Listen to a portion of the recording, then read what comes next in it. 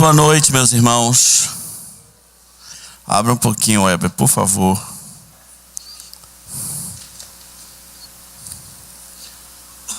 Então, essa é a penúltima vez que eu vou falar aqui dentro desse tema, práticas cristãs nocivas. E é bom sempre a gente destacar duas coisas. Primeiro, que esse cristãs é entre aspas, né? Muita coisa tem surgido com o nome cristão, que nem de longe, absolutamente nem de longe é cristão.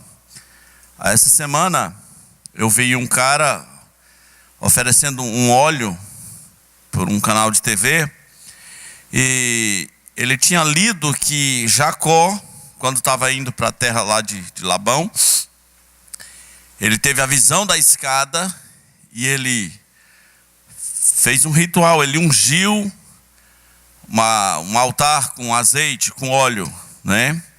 E aí foi dito a ele que a descendência dele teria aquela terra. O sujeito estava dizendo que se você pegasse aquele óleo, no lugar que você ungisse, seria seu, né? Seja na empresa.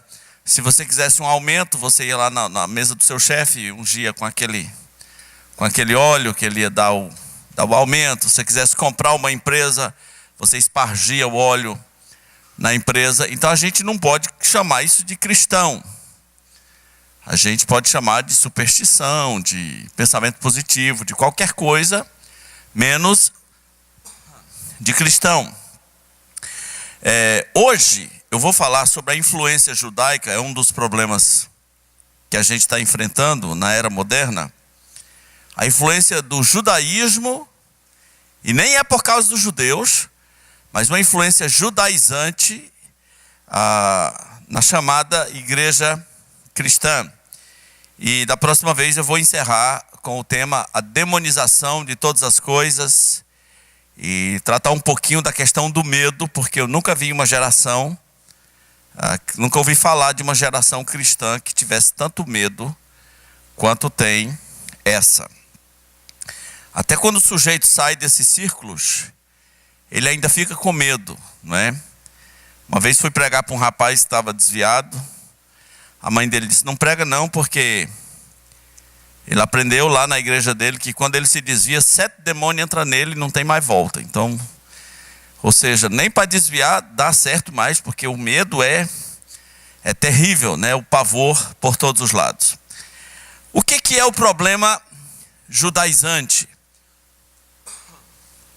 O problema judaizante, meus irmãos, ele se dá pelo fato de que algumas igrejas estão se enchendo de costumes judaicos, costumes judeus. Pode ir abrindo mais, vamos chegar lá. Está se enchendo de costumes, literalmente costumes judeus, e está havendo até uma perversão de alguns costumes judaicos. Lá em Israel, faz parte da cultura de Israel, as famílias terem um negócio na porta chamado mezuzá. O mezuzá, ele serve... Oi. Tá bem aí ou tá dentro de uma lata assim? Oi. A lata tá saindo da lata. O mezuzá, ele existe para que quando o homem for entrar na sua casa, o mezuzá está pregado na porta, ele olha para o mezuzá e ele se lembra das suas responsabilidades como um homem de Deus, como chefe de família. Uma grande denominação aqui perverteu completamente o sentido do mezuzá. Eles estão dizendo que se você pregar o mezuzá na sua porta, você vai prosperar imensamente. Então, são perversões grotescas, absurdas. E quem não sabe de nada e nunca quer aprender, pode acreditar em qualquer coisa, pode cair em qualquer conversa fiada. É mais sério do que você pensa. O judaísmo está entrando, não é nem judaísmo, é uma caricatura de judaísmo.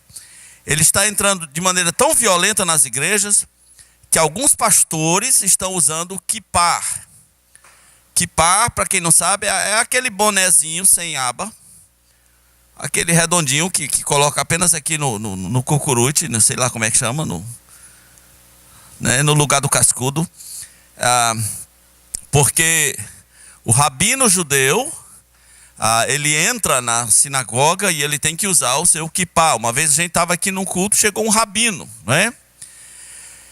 E ele imediatamente puxou a sua Torá. Eu estava falando sobre Miriam, não precisou que ninguém dissesse onde é que eu estava pregando. Ele puxou a sua Torá e o seu quipá, e ele colocou, são crenças judaicas de que tem que ter o quipá na cabeça. Aí é possível que, se você fizer uma viagem e entrar alguma igreja por aí, você vai ver o pastor com quipá. Agora, o que é que tem quipá a ver com a igreja de Jesus? O que é que tem o quipá a ver com o cristianismo, né? O quipá, ele é tão longe da realidade cristã que a gente chama de que palhaçada é essa, porque não faz o menor sentido. Até aqui, próximo da sua realidade mesmo, você pode encontrar igrejas. Você entra e está pintado lá na frente o Muro das Lamentações. Os caras querem, eu chamo isso de inveja de judeu, né? Os caras querem ser judeu, inclusive faz muito sucesso se você diz que é descendente de judeu, se você fala umas palavras em hebraico, se você chama o Messias de Moshiach, né? Se você não ora mais em nome de Jesus, você ora em nome de Yoshua, né? Se você ora em nome de Yoshua HaMashiach, né? Outro dia eu vi um cara pregando na TV e ele falava assim: porque nós sabemos que Jacó, ou seja, Jacobo, ele está traduzindo para o hebraico, ele está fazendo. Então há uma loucura judaica no ar, e é tão sério que há países aqui da América do Sul que igrejas mergulharam tão fundo nessa prática que viraram sinagogas. Literalmente viraram sinagogas. Você pode não achar que isso não é sério, que isso não ameaça ninguém, mas não se iluda com o poder disso.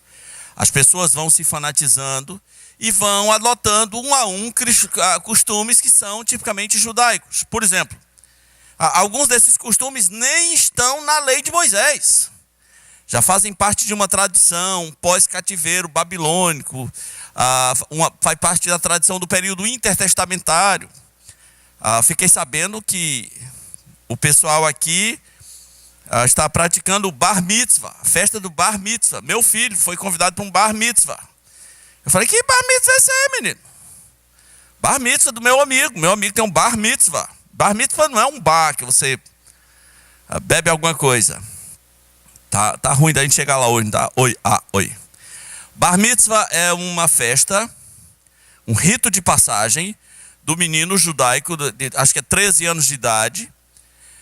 É o período que ele vai ler, ele vai ser permitido ler a Torá na sinagoga. A lei de Moisés, ele pode ler, fazer leituras públicas. E isso acontece com o menino, é uma espécie de batismo, né, para a leitura pública. Bar mitzvah. Nós nem temos sinagoga, nem temos Torá. Como é que nós vamos ter bar mitzvah? Como é que essa gente pode ser tão idiota? Como é que essa gente pode ser tão estúpida? E parece que para a menina tem uma festa também, né? Tem, Rubem? Como é que chama a festa? Bar Mishnah. Bar Mishnah, né? Então tem o Bar Mishnah, que é das patricinhas judaicas, que faz ali o esquema. E o Bar Mitzvah, né? Aí o pessoal está fazendo Bar Mitzvah. Outros dizem: não, porque nós temos que ir a Jerusalém uma vez por ano. E os costumes não param. Outro dia eu fiquei sabendo que o pessoal está fazendo a festa do Hanukkah. Eu digo: mas não é possível. Hanukkah nem tem no Velho Testamento. Mas eles leram em algum lugar que Jesus foi à festa das luzes, né? Que acho que é o Hanukkah. Então nós temos que fazer. Olha aqui, Jesus foi. Nós temos que fazer. Não para. Os costumes judaicos, me parece que isso, mais cedo ou mais tarde, deve chegar no sábado. Mais cedo ou mais tarde. Se começar, eu sei de alguns líderes desses movimentos que tem o projeto do sábado pronto na gaveta. E aí vai ser a hora do divisor de água. Quem é que vai mesmo ficar e suportar o fardo do sábado? Eu temo que isso vai chegar na circuncisão, eu temo que isso vai chegar nos votos de nazireado, pessoas vão começar a fazer votos de nazireu e deixar o cabelo crescer, nós vamos ter aí os cabeludos de Jesus, é uma questão de tempo. Também vamos ter os carecas de Jesus, porque tem os votos que raspavam a cabeça. Não há limites aonde essas pessoas possam chegar. Mas eu quero dizer para você que nada disso é novo. Não existe nada de novo debaixo do sol. Quando a igreja de Jesus surgiu, ela tinha dois inimigos muito fortes a serem combatidos. Um era o gnosticismo, que a mim me parece que ele continua vivo e ativo, só que com outros nomes dentro da igreja. O gnosticismo era um problema, e o outro problema era os costumes judaicos, a influência judaizante entrando na igreja. Quando nós lemos Atos capítulo 15, se você abrir a sua Bíblia, em Atos capítulo 15, nós vamos ver que a primeira grande reunião internacional, o primeiro congresso internacional, que depois a Igreja Católica ficou chamando de concílios, pegou uma versão disso, foi para resolver esse problema da influência judaizante. E como é que isso aconteceu? Diz Atos 15, versículo 1, diz assim: alguns indivíduos que desceram da Judeia ensinavam aos irmãos: se não vos circuncidardes, segundo o costume de Moisés, não podeis ser salvos. Veja bem, a igreja, os capítulos anteriores diz assim, olha, a igreja crescia, se multiplicava no temor do Senhor e na alegria. Aí de repente, o rabo do cão entra aqui, e aí o texto já não vai dizer, pelo menos agora, que a igreja na paz, tinha paz por toda a Judéia. A paz acabou. Começou agora uma contenda. Pessoas que foram até a igreja e disseram, olha, tem que se circuncidar, tem que se circuncidar. Houve uma grande reunião,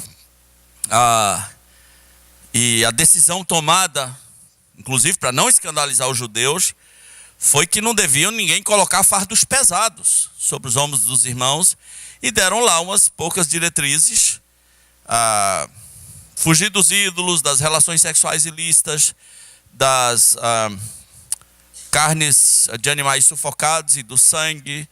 A segunda vez que a carta é mencionada diz que isso foi feito porque Moisés tem o seu pessoal, que na sinagoga congrega todo sábado, lê a leitura e etc. Foi mais uma medida de paz, porque ela não segue no resto do Novo Testamento como um princípio. Foi uma questão mais de administrativo, local, uma questão mais circunstancial, e tome cuidado com as questões circunstanciais. Abra sua Bíblia em Apocalipse capítulo 2, versículo 9. Quando nós chegamos em Apocalipse, o problema já estava muito enraizado. Muito, muito. Das 7 igrejas da Ásia, pelo menos 2 enfrentaram problemas com os judaizantes. Em Apocalipse 2:9, carta de Esmirna, a Bíblia diz assim: conheço a tua tribulação e a tua pobreza, mas tu és rico, e a blasfêmia dos que a si mesmo se declaram judeus e não são, sendo antes sinagoga de Satanás. Meus irmãos, que palavra dura, né? Veja bem, Lá em Atos 15 foram judeus, pessoas que desceram da Judeia. Aqui em Apocalipse são pessoas de qualquer lugar se declarando judeus e não são. Primeiro, a Bíblia diz que era uma blasfêmia. Por alguma razão, isso era uma blasfêmia. Em segundo lugar, a Bíblia diz que estas pessoas que se declaravam judeus e não eram sinagoga de Satanás. Olha, o problema está tão sério, porque é verdade também que o Brasil tem mais formação judaica do que você imagina. Recentemente, eu estava vendo um documentário chamado Judeu Errante do Brasil. E você pode ver esse documentário, de que talvez é possível, dizem eles, alguns pesquisadores, que 70% de nós, brasileiros, tenhamos um pezinho na herança judaica. É possível que 70% de nós tenham uma descendência judaica. E a coisa funcionava mais ou menos assim. Muitos dos chamados cristãos novos eram judeus que fugiram da Inquisição, fugiram de Espanha e Portugal, e vieram para o Brasil e casaram com uma brasileira e se converteram ao catolicismo e adotaram um nome cristão, por isso se chamam cristãos novos. Muitas pessoas que têm sobrenome de árvore, de ferramenta, de madeiras e coisa parecida, elas nem sabem, elas são famílias de cristãos novos. Alguns espertalhões, sabendo disso, começaram a viajar pelas igrejas, e agora a teoria já é mais profunda, diz que a terra prometida não é Israel, a terra prometida é o Brasil. O Brasil é Israel. E eu vi uma cena muito engraçada. O pregador disse: olha, quantas letras tem a palavra Israel? Quantas letras? 6. Quantas letras tem a palavra Brasil? 6. E das 6 letras da palavra Israel, ele disse, 5 estão na palavra Brasil. Eles acreditam que é um código que os judeus colocaram, eles acreditam, um código escondido. E a única diferença seria que Brasil não tem o E, Israel não tem o B. Então o que o safado fez? Ele mandou que entrassem umas moças com umas letras gigantes, com a palavra Brasil. E aí começou a tocar um fundo musical e uns tambores e umas luzes e uns negócios. E esse cara falou assim: eu vou provar para vocês hoje, pelo poder de Deus, que Israel é aqui. E aí quando entraram aquelas moças com as letras Brasil, ele puxou uma espada e correu até onde as moças estavam e ele cortou a letra B. E o B virou um E. E as moças trocaram de lugar e a palavra Brasil virou Israel e a igreja enlouqueceu. Literalmente. Ripa lá para trás era o menor som que você... As pessoas foram à loucura. Eu não preciso dizer que no fim de uma palhaçada dessa, mesmo que fosse verdade, mas eu não preciso dizer a você que no fim de uma história dessa o cara leva um troco pesado, né? Leva uma grana pesada. Você precisa entender para que nível nós estamos indo. Você não precisa ter inveja de judeu. Você não precisa ser judeu. Você não precisa de festas judaicas. É preciso entender que isso era um problema. Por alguma razão, Satanás está interessado nisso, de tentar confundir a igreja de Jesus Cristo com a comunidade de Israel. Nós já vimos em Apocalipse 2:9, esse problema estava lá em Esmirna, mas abra também em Apocalipse 3:9, porque também estava na igreja de Filadélfia.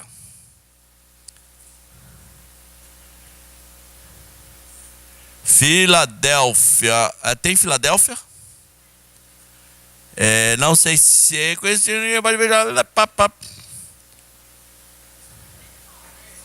3:9.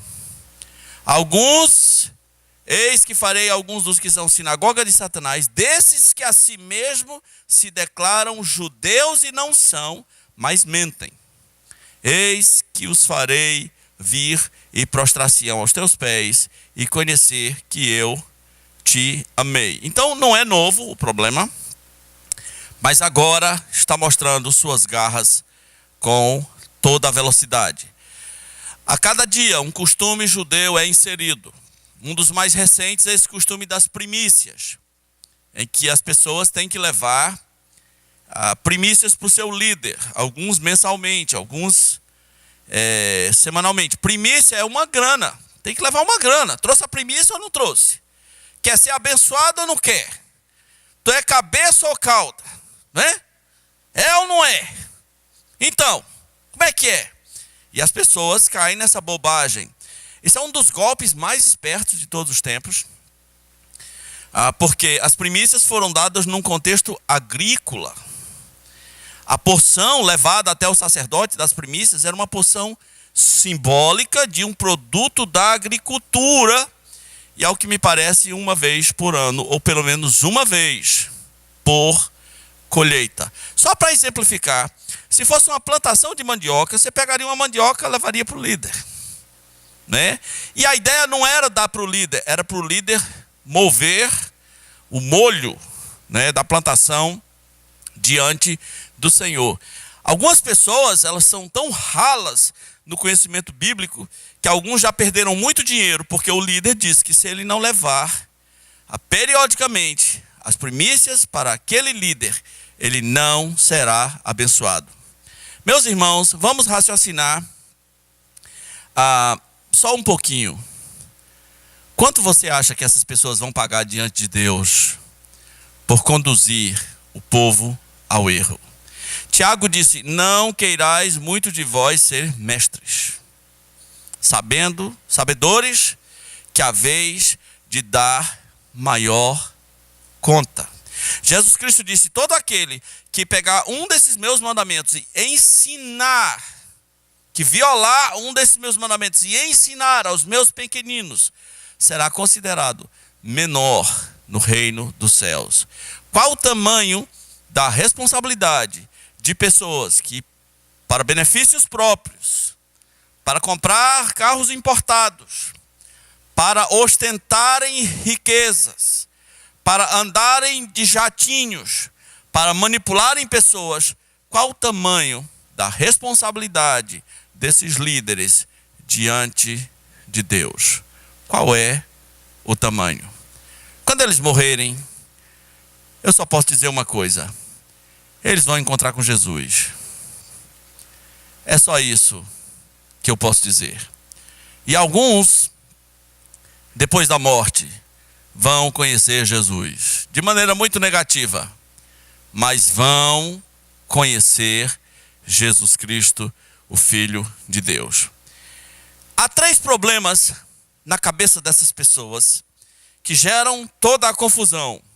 O primeiro deles eles não conhecem a regra dos 3 povos. Abra sua Bíblia para 1 Coríntios 10, 32.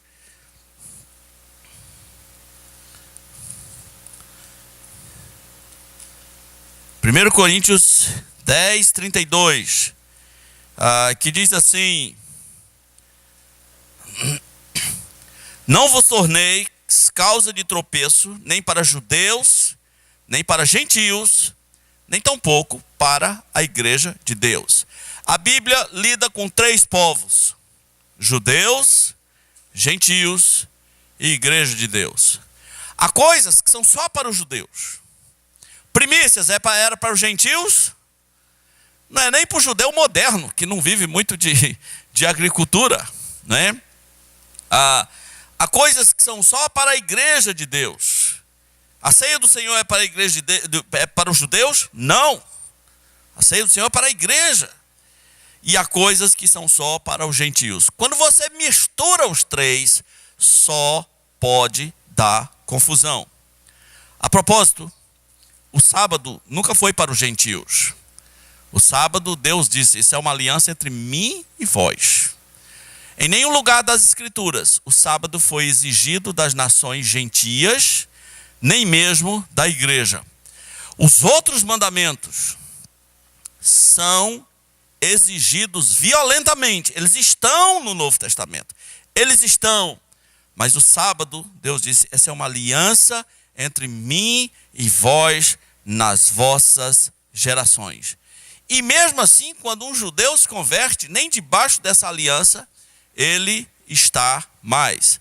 Agora, o que pessoas estão fazendo, estão pegando coisas que pertencem a Israel, como por exemplo a aliança da circuncisão, o Bar Mitzvah, que nem está na Bíblia, o Hanukkah, que nem está no Velho Testamento. Além do mais, estão pegando festas judaicas, obrigando o povo a celebrar festas judaicas. Me parece que a mais famosa é a festa dos tabernáculos, né? Está sendo celebrada. Uma coisa que era para os judeus. Qual a importância da festa dos tabernáculos para os judeus? Qual era a importância? Lembrar o que, pastor? O período de peregrinação e o período da escravidão no Egito, né? Para lembrar que um dia vocês estiveram no deserto, que vocês moraram em tendas. E por isso vocês têm que morar em tendas, para vocês lembrar que um dia moraram em tendas. Agora, quem já morou em tenda aqui no deserto?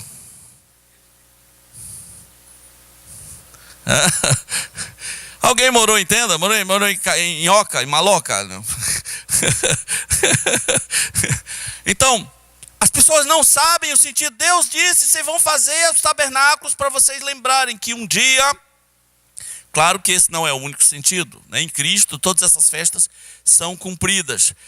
Mas se você chegar em Israel, hoje é assim, as pessoas fazem uma tenda dentro da sua casa. Uma cabaninha, né? Na época da festa dos tabernáculos, todas as casas, assim, as pessoas fazem uma cabaninha bem pequenininha, simbólica. A ideia é lembrar que um dia aquele povo habitou em tendas no deserto. Então estão aos montes pegando costumes judaicos e jogando dentro da igreja. Você vai ser biblicamente estúpido se você não fizer a diferença entre Israel, igreja e os gentios. Interpretar a Bíblia é fazer diferença. Diferença entre povos, diferença das 7 alianças, diferença dos tempos, diferença das dispensações. Manejar a Bíblia é saber as diferenças. Inclusive as 2 principais da Bíblia. Quais são as 2 principais diferenças?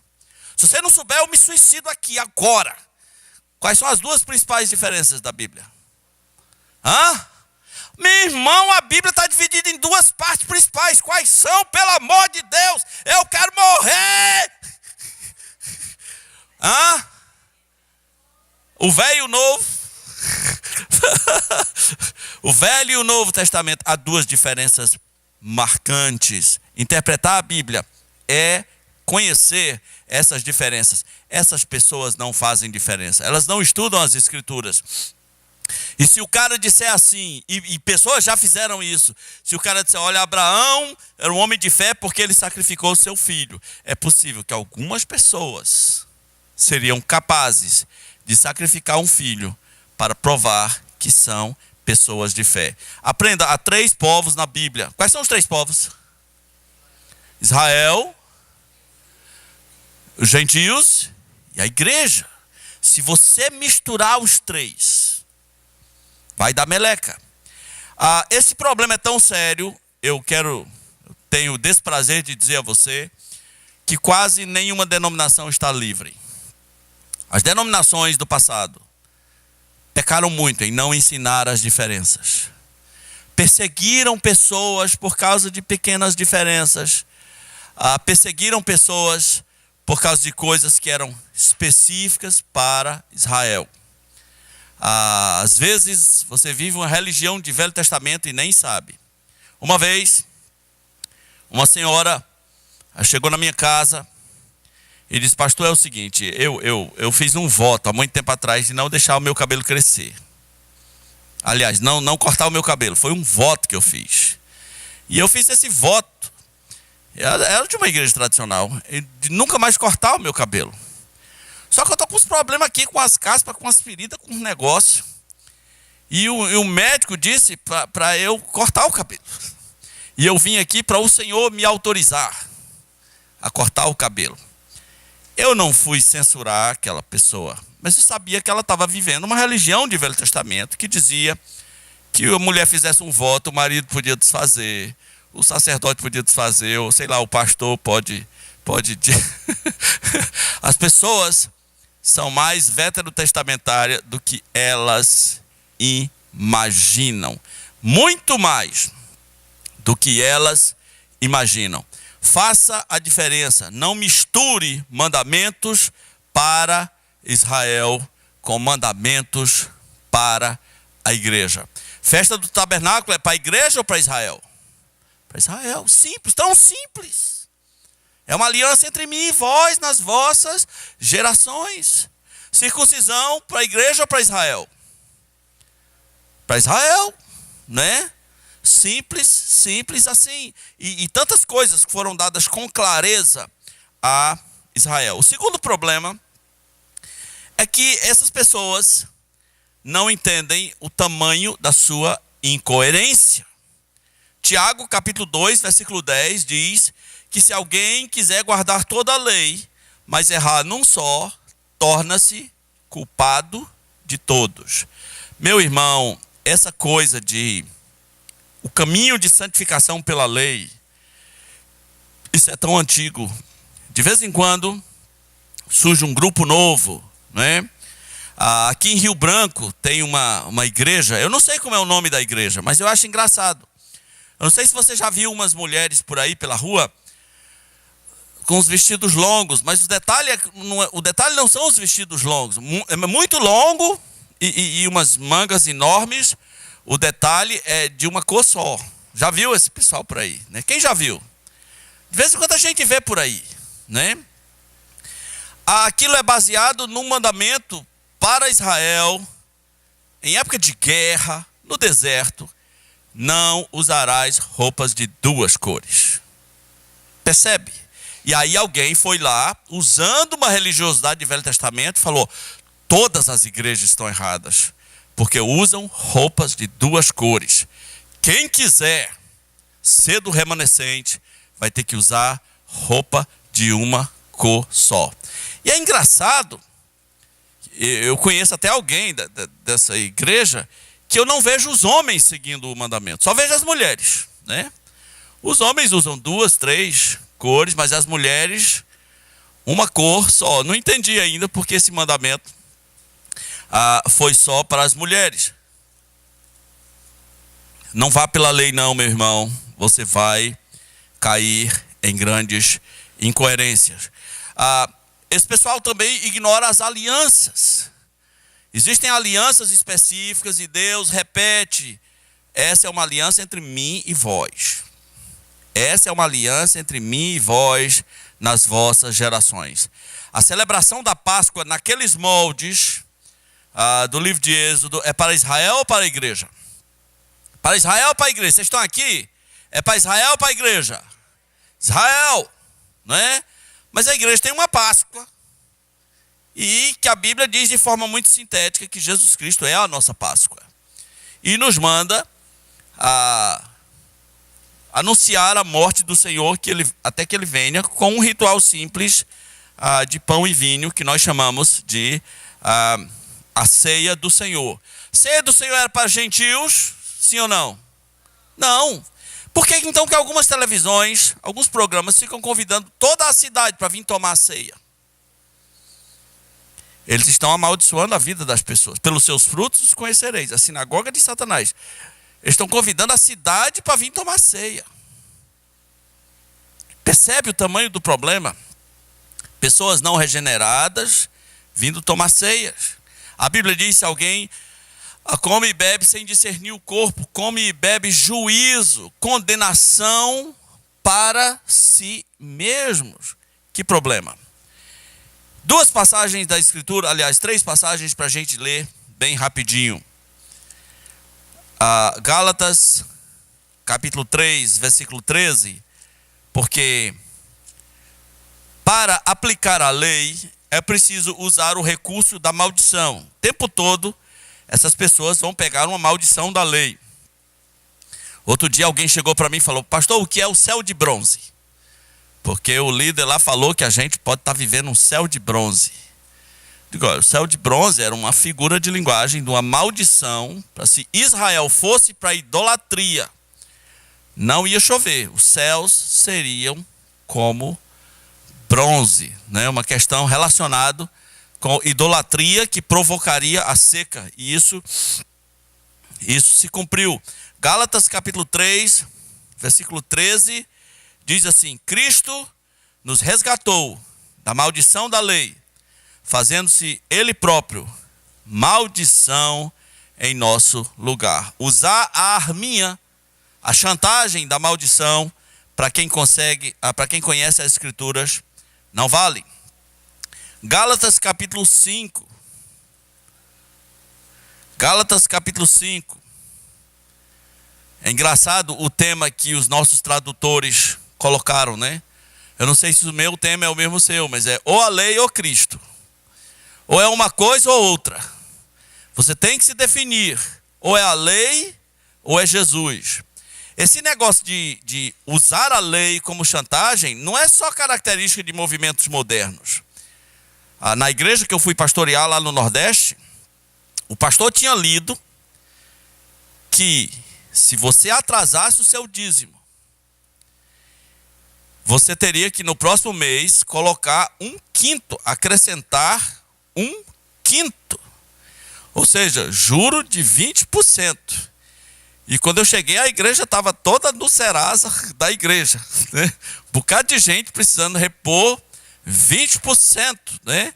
Então, para alguns já é difícil dar o dízimo, imagina colocar, colocar mais 20%. E esses caras são muito espertos. Eu estou falando agora desses caras que pregam por aí, mas eu ainda vi nenhum desses pregadores da televisão descobrir os 20%, porque no dia que eles descobrirem, acredite, eles vão jogar 20% em cima do dízimo, em cima, era 20, 1/5, acrescentareis 1/5, né?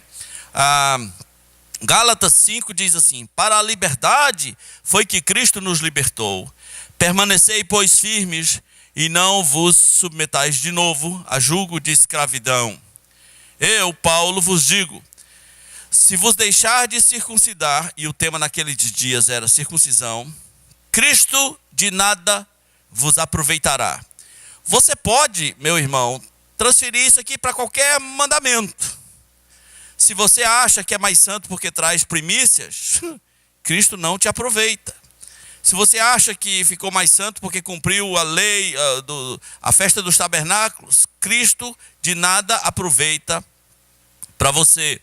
De novo testifico a todo homem que se deixa circuncidar, que está obrigado a guardar toda a lei. Agora isso é pesado. De Cristo vos desligastes, vós que procurais justificar-vos na lei. Da graça decaístes. Talvez não haja uma expressão mais pesada do que essa na Escritura. Da graça decaístes. Porque nós, pelo Espírito, aguardamos a esperança da justiça que provém da fé. Porque em Cristo Jesus, nem a circuncisão, nem a incircuncisão tem valor algum, mas a fé que atua pelo amor. Vós corrieis bem. Quem vos impediu de continuardes a obedecer à verdade? Esta persuasão não vem daquele que vos chama. Um pouco de fermento leveda toda a massa. Um pouco de fermento leveda quanta massa? Toda. No começo eu disse que você pode achar que a gente está falando aqui de uma coisa que não nos atinge, que é muito distante de nós. Nada é distante de nós. Absolutamente nada é distante de nós. Essa expressão, um pouco de fermento leveda toda a massa, geralmente tem sido usado para denunciar fofocas. É bem verdade. Mas no contexto original dela, o assunto não era fofoca. O assunto era lei de Moisés empurrada na igreja. Lei de Moisés infiltrada na igreja. E um pouco de fermento leveda toda a massa e pode descaracterizar totalmente uma igreja. Veja o poder disso. Imagine que meia dúzia de vocês acham que nós devíamos deixar de ser batistas para sermos sabatistas. Para sermos batistas que guardam o sábado. E digamos que essa meia dúzia é de muita influência e muito persuasiva. E começasse a semear dúvida na cabeça das pessoas. Em um ano, nós teríamos uma igreja totalmente descaracterizada. Porque um pouco de fermento leveda toda a massa. Quase todo cristão não sabatista, vamos dizer assim,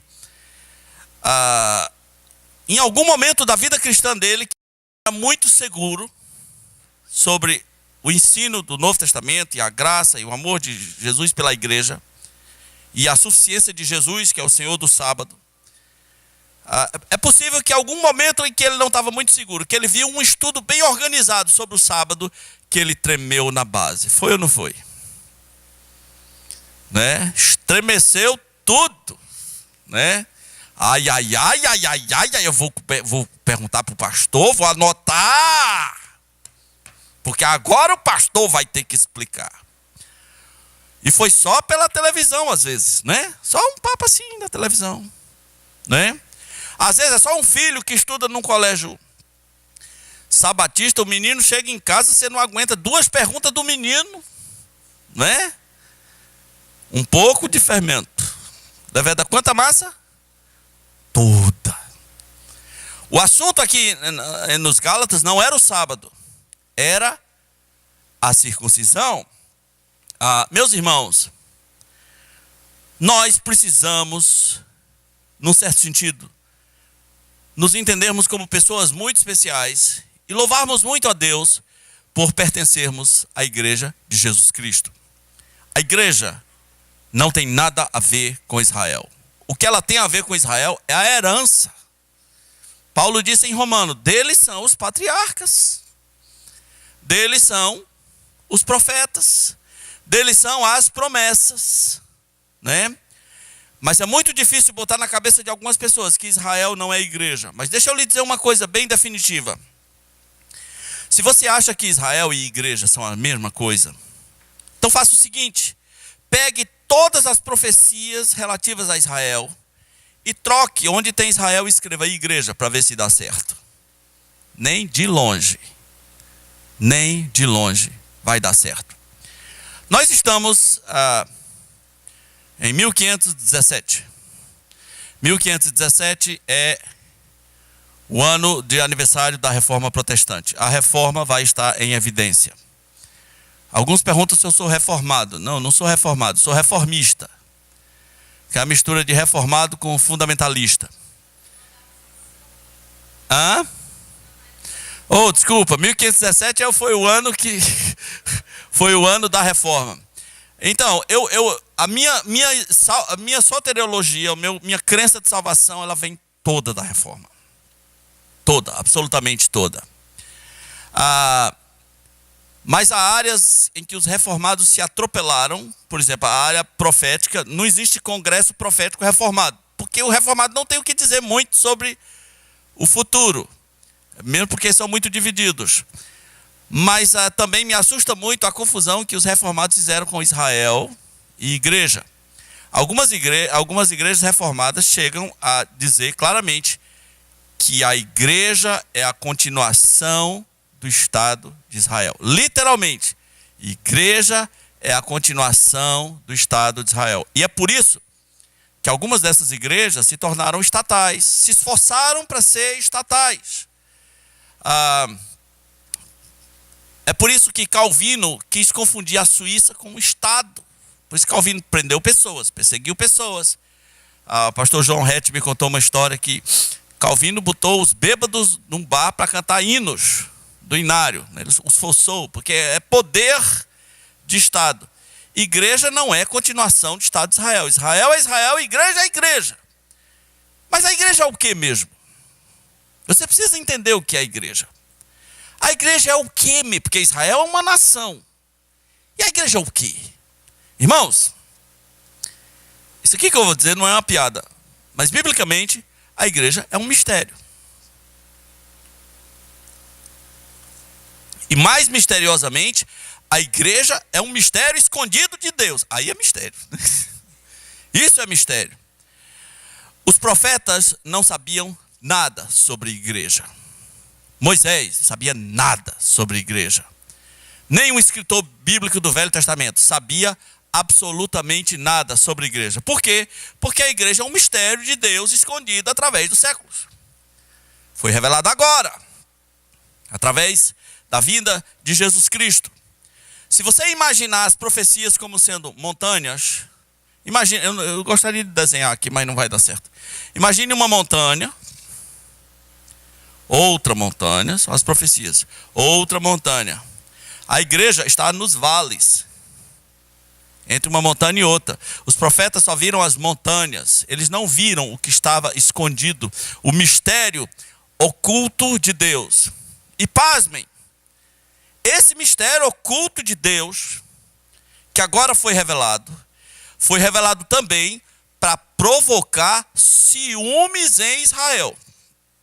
E se eu fosse um judeu, eu não teria ciúmes da igreja, eu teria ódio.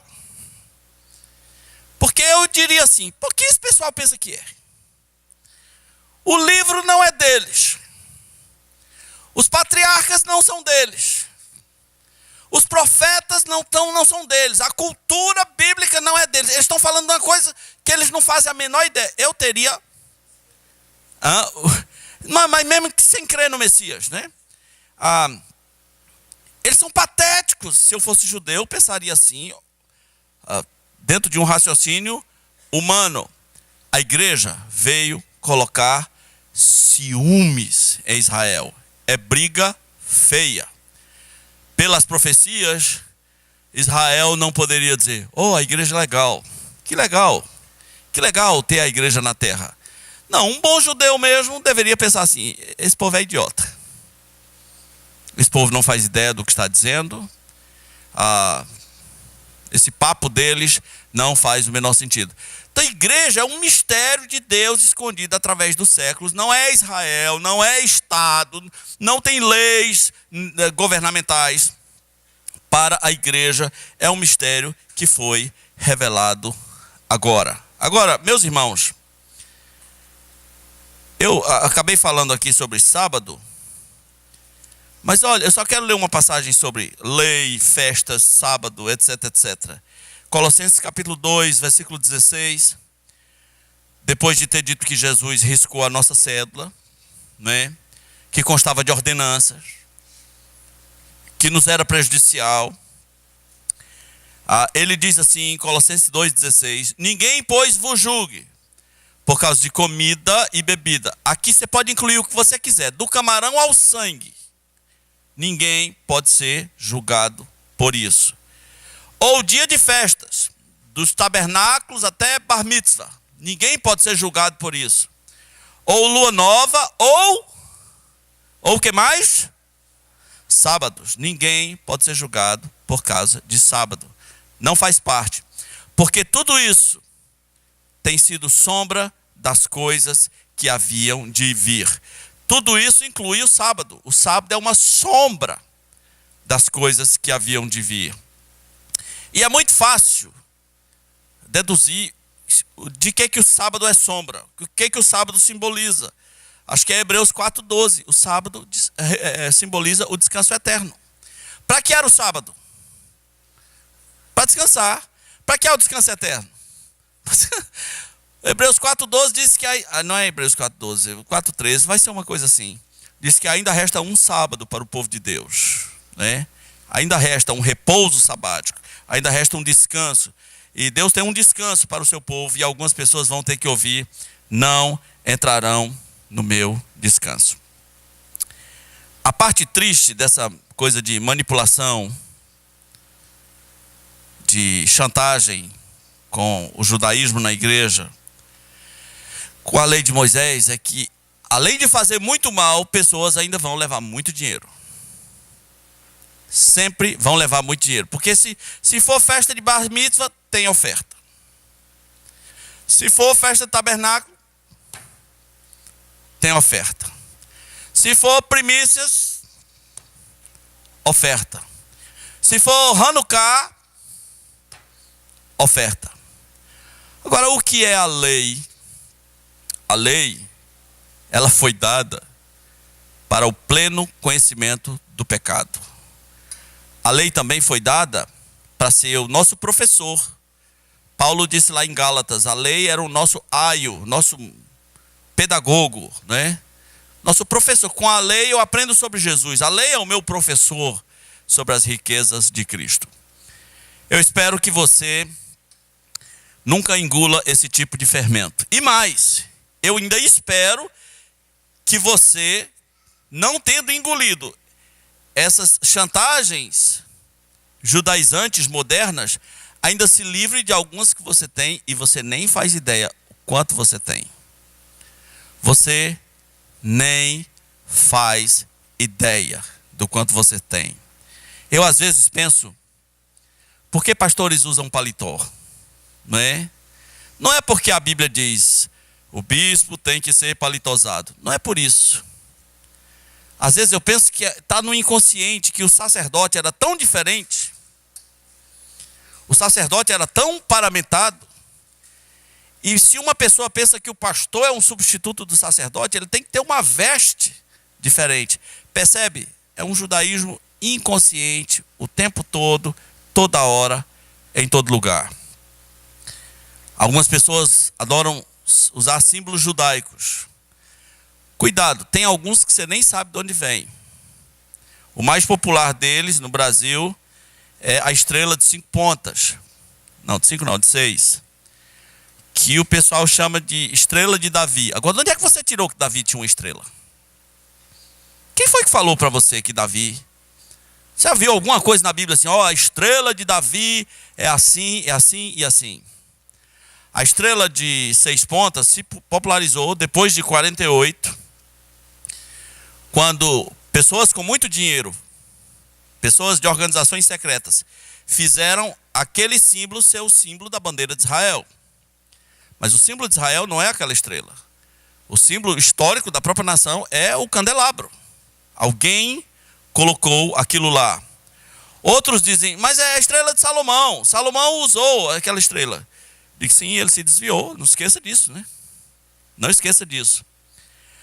Aquela estrela é encontrada em escavações antigas, já do tempo egípcio, dos templos pagãos. Ela nem de longe tem a ver com Israel. E ela é denunciada 2 vezes na Escritura. Um dos profetas chama ela de estrela do deus Ranfã. E Estevão, ao ser apedrejado, ele disse, vocês fizeram a estrela. Vocês fizeram a estrela no deserto. Às vezes eu entro em igreja e o pessoal já está fazendo um ritual pagão sem saber. Já dividiu a estrela em 2 e colocou de um lado da igreja e outro do outro lado. Eles nem de longe sabem o que estão fazendo.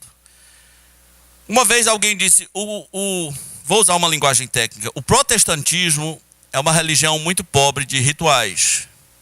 E não tem... Vou me encaixar aqui no pacote, não que eu me considere protestante.